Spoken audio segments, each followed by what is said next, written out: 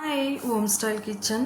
இது என்ன பார்க்க போகிறீங்கன்னா, இன்றைக்கி ஒரு சிக்கன் தான் பண்ண போகிறேன். சிக்கன் பார்த்தீங்கன்னா ஒரு ஆந்திரா ஸ்டைல்லும் வச்சுக்கலாம், செட்டிநாடு ஸ்டைலும் வச்சுக்கலாம்.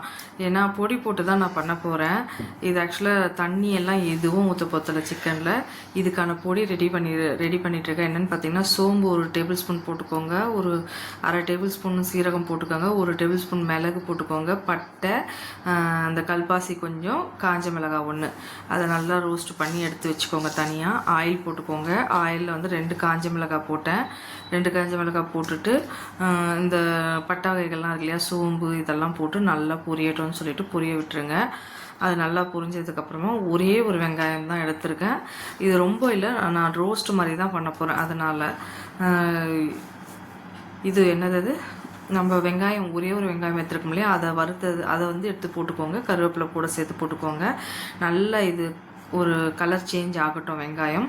ஏன் ஒரு வெங்காயம் எடுத்தேன்னா, நான் ரொம்ப தொக்காலாம் பண்ண போகிறது இல்லைல்ல, அதனால் இது கூட இஞ்சி பூண்டு பேஸ்ட்டு போட்டுக்கோங்க. நல்லா ஒரு 2 டேபிள் ஸ்பூன் கிட்ட இஞ்சி பூண்டு பேஸ்ட்டு போட்டேன். ஏன்னா சிக்கன் கொஞ்சம் அதிகமாக தான் இருக்குது, அதனால் இஞ்சி பூண்டு பேஸ்ட்டு போட்டு நல்லா வதக்குங்க. ஏன்னா வெங்காயம் நல்லா வதங்கணும். இஞ்சி பூண்டு பேஸ்ட்டு போட்டு நல்லா வதக்குங்க. ஏன்னா அந்த பச்சை வாசனை இஞ்சி பூண்டில் இருக்கிறது போகணும், அப்போ தான் நல்லாயிருக்கும் சாப்பிட்றதுக்கு.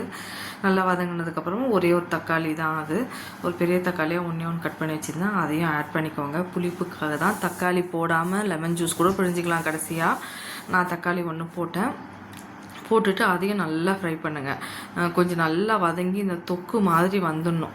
தொக்கு மாதிரி வந்ததுக்கப்புறமா நம்ம சிக்கன் வந்து கழுவி வச்சுருக்கணும் இல்லையா, இது கொஞ்சம் பெரிய பெரிய பீஸாக தான் இருந்தது. பரவாயில்ல, அது சுருங்கிடும் கொஞ்சம் வெந்ததுன்னா. அதனால் அப்படியே கொஞ்சம் சின்னதாக கட் பண்ணிவிட்டு அப்படியே போட்டுட்டேன். தக்காளி நல்லா வதங்கினதுக்கப்புறமா சிக்கன் பீசஸை அதில் போடுங்க.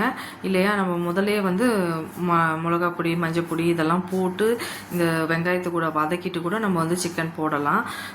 எப்படி வேணாலும் போடலாம், இப்படியும் போடலாம் அப்படியும் போடலாம். இப்போ நான் வந்து என்ன பண்ணுறேன்னு பார்த்தீங்கன்னா, இதை நல்லா வதக்கணும் ஃபஸ்ட்டு.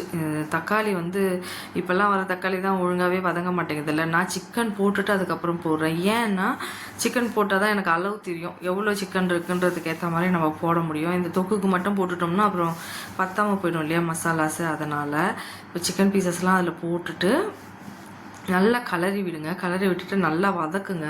வதங்கினா அதுலேயே வந்து ஆஃப் குக் ஆகிடும். ஆஃப் குக் ஆனோடனே நம்ம வந்து இதில் மஞ்சள் பொடி போட்டுட்டு, நம்ம வீட்டில் அரைக்கிற குழம்பு மிளகாய் பொடி இருக்கு இல்லையா, அது வந்து ஒரு 2 டேபிள் ஸ்பூன் தான் போட்டேன்.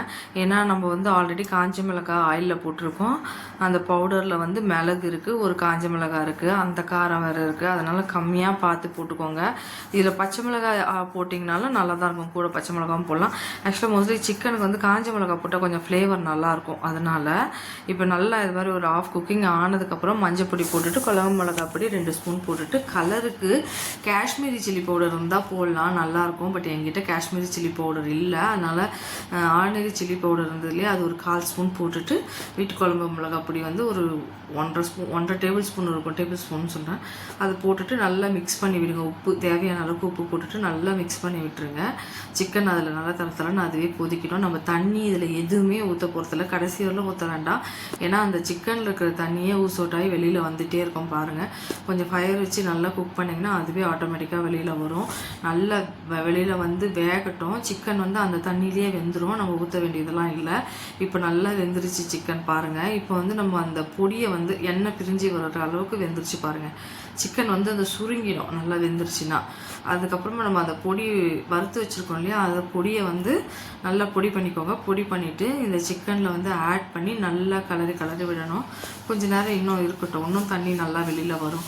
வந்ததுக்கப்புறமா அது கொஞ்சம் ட்ரை ஆகிற ஸ்டேஜில் அந்த பவுடரை போட்டுட்டு நல்லா கலரி விடுங்க. கலரி விட்டுட்டு நம்ம அந்த அரைச்சி வச்ச பொடியை போட்டுட்டு நல்லா கொஞ்சம் நேரம் ரோஸ்ட் பண்ணுங்கள். கூட வந்து கருவேப்பிலை, பச்சை கருவேப்பிலை போட்டுட்டு ரோஸ்ட் பண்ணிங்கன்னா இன்னும் நல்லா ஃப்ளேவர்ஃபுல்லாக இருக்கும் சிக்கனு. இது வந்து அந்த சாப்பிட்டிங்கன்னா வச்சுக்கோங்களேன், இந்த பரோட்டா, சப்பாத்தி இது கூடலாம் சாப்பிட்டா செம்மையாக இருக்கும். இது இல்லைன்னா ரசம், நான் இதுக்கு வந்து வச்சது கூட வந்து ரசம் தான் வச்சேன். ரசமும் சிக்கன் ரோஸ்ட்டும் செம்மையாக இருந்தது சாப்பிட்றதுக்கு. நைட்டுக்கு வந்து என்ன பண்ணோன்னா, கடையில் பரோட்டா வாங்கிட்டு இது கூட வச்சு சாப்பிட்டோம். செம்ம டேஸ்ட்டாக இருந்தது. இந்த மாதிரி பண்ணிங்கன்னா இந்த ரோஸ்ட் ரொம்ப நல்லாயிருக்கும். நீங்கள் ட்ரை பண்ணி பாருங்கள். ட்ரை பண்ணி பார்த்தீங்கன்னா உங்களுக்கே பிடிக்கும். தண்ணியெல்லாம் நம்ம எதுவும் ரொம்ப தண்ணியே ஆட் பண்ணலன்னு வச்சுக்கோங்களேன். இப்போ இந்த பவுடர் அப்படியே கொட்டிடுங்க. உங்களுக்கு கொஞ்சம் தொக்கா வேணும், சாதத்தில் போட்டு பசைஞ்சு சாப்பிட்ற மாதிரி வேணும்னா கூட ஒரு 2 வெங்காயம் கூட ஒரு 2 தக்காளி போட்டிங்கன்னா நல்லா தொக்கு மாதிரி கிடச்சிரும்.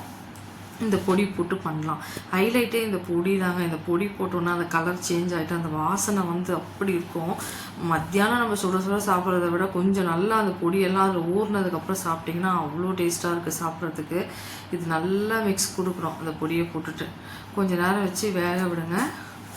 கொஞ்சம் அந்த பொடி நம்ம ரோஸ்ட்டு தான் பண்ணிட்டோம், அதனால் அந்த மிக்ஸ் ஆகி கொஞ்சம் அந்த சிக்கனில் அது வந்து கலந்து இது ஆகணும் இல்லையா, ஊறணும் இல்லையா, அதனால நான் மிக்ஸ் பண்ணிவிட்டு கருவேப்பிலை போட்டுட்டு ஆஃப் பண்ணிட்டேன்.